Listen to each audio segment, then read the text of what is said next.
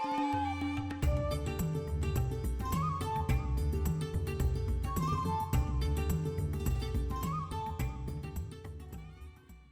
I am Rajesh Kumar.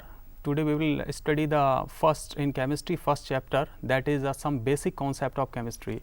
In this chapter we will discuss about the some basic terms to be used whenever we will go for the study of chemistry. So that's why this is the first chapter, that's called some basic concept of chemistry. We will start in this chapter. First we will take an introduction of science. Science is considered as a systematic knowledge to describe and understand the nature. It is subdivided in different disciplines, which mainly includes chemistry, physics, biology, geology, etc. Now the chemistry is that it deals with the study of composition, structure and properties of matter and the change which the matter undergoes under different conditions. Chemistry is called the science of atoms and molecules also, because it deals with the different atoms and molecules. Now about the importance of chemistry. At the present, chemistry plays a very important role in our daily life. It has helped us to meet our requirements for a better life, such as food, good health, comforts, etc. Some important applications of chemistry are: first application is that contribution to better health and sanitation. Life-saving drugs like cisplatin and Taxol have been found to be very effective for cancer therapy. AZT, azithromycin, used for helping AIDS victims. These compounds are obtained from animals and plants or by synthetic methods. Discovery of anesthetics have made surgical operations more and more successful. Analgesics have been reduced pain of different types. Antibiotics like chloromycin, streptomycin have helped to cure disease like typhoid and tuberculosis. Now the second application, saving the environment also. Refrigerants like CFCs, chlorofluorocarbons, which destroyed the ozone layer, have been replaced by environment-friendly chemicals. Supply of food. The use of preservatives has helped to preserve the food products like jam, butter, etc. And another application in the transportation and communications. Almost all means of transport, including automobiles, aeroplanes, helicopter, railways, use petrol or diesel or coal, which are all chemical products.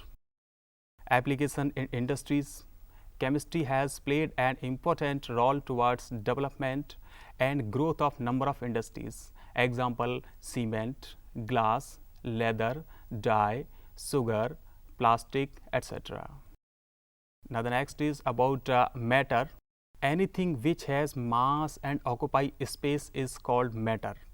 Everything around us composed of matter. Example: book, water, air, living beings, etc.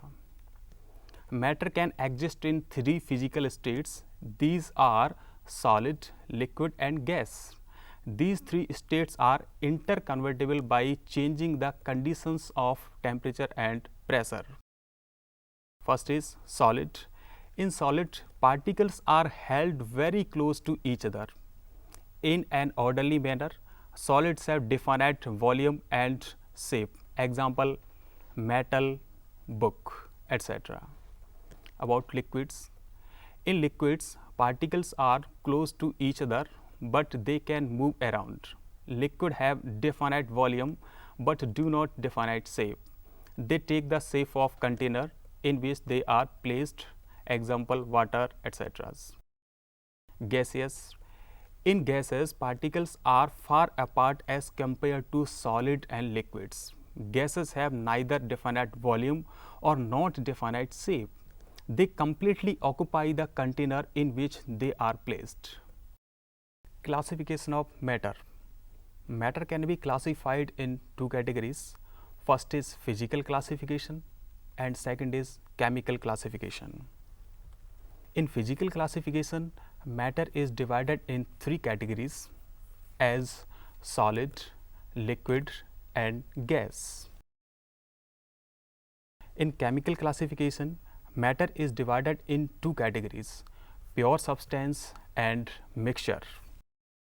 Pure substance, a material containing only one substance is called pure substance.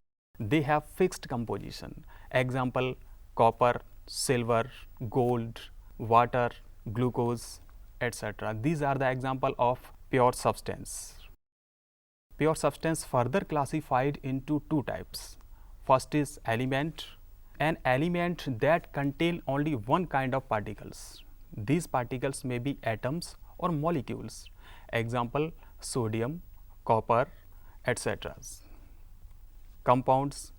Compounds are pure substance containing more than one kind of elements or atoms in a fixed proportion. The properties of compounds are completely different from those of its constituents elements. Example: CO2, SO2, NaOH, etc.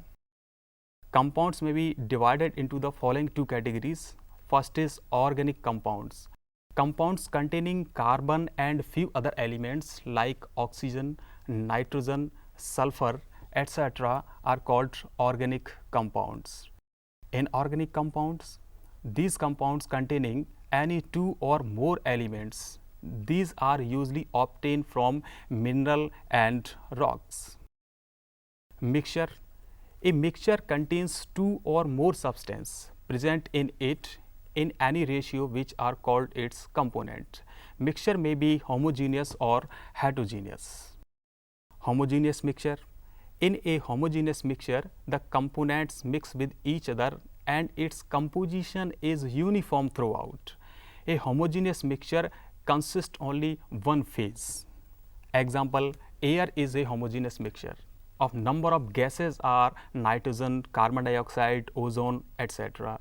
Liquid homogeneous mixture like petrol, kerosene oil, diesel, etc. Heterogeneous mixture. A mixture is said to be heterogeneous if its composition is not uniform throughout. A heterogeneous mixture consists of two or more distinct phases.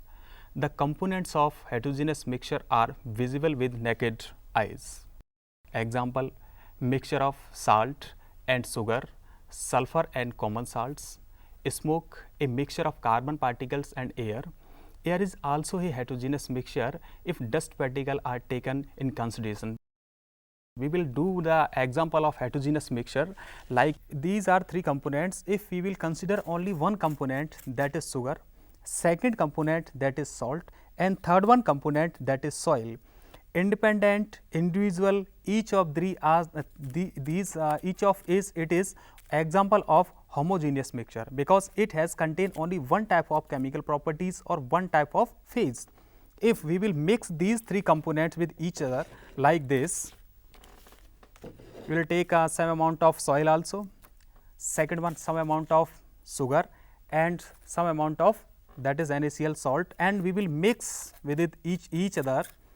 Then we are crossing the limits of homogeneous mixture and we are going to enter in the range of heterogeneous mixture because we are going to mix the different components. It is creating to the formation of heterogeneous mixture.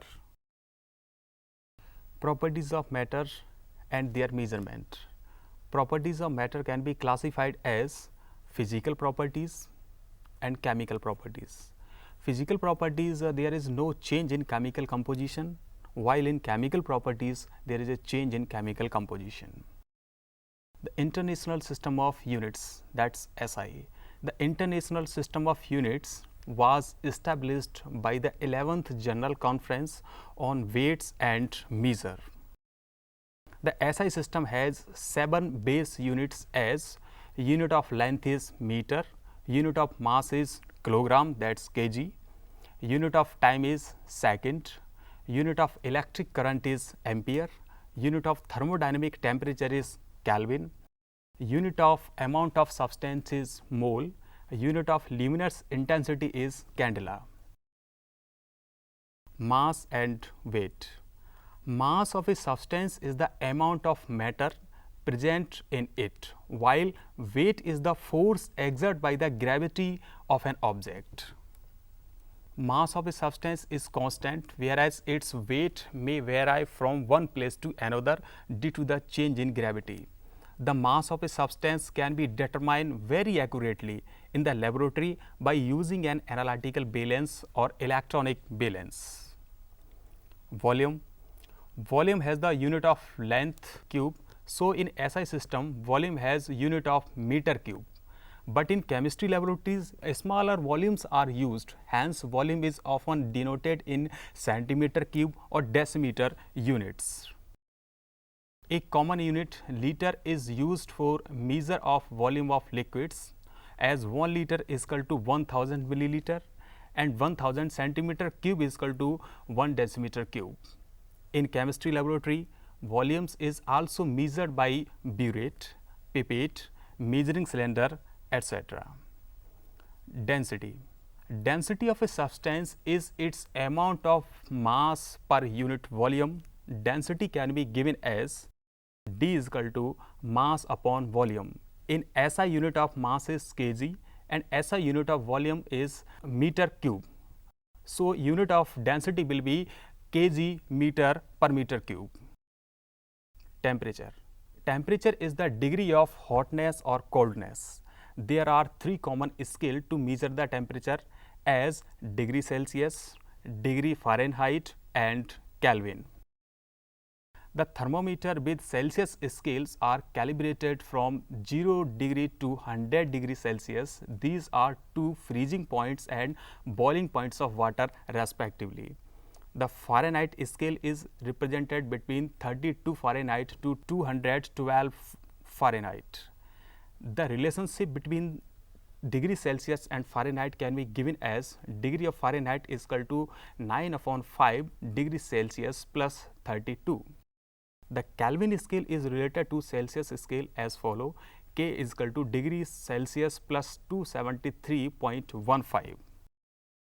Now, notice the temperature in negative values in Celsius scale is possible, but in Kelvin scale negative temperature is not possible, as the different kinds of thermometers are there. So, in next lecture we will study about uncertainty in measurement, significant figures, dimensional analysis and laws of chemical combinations. Thank you.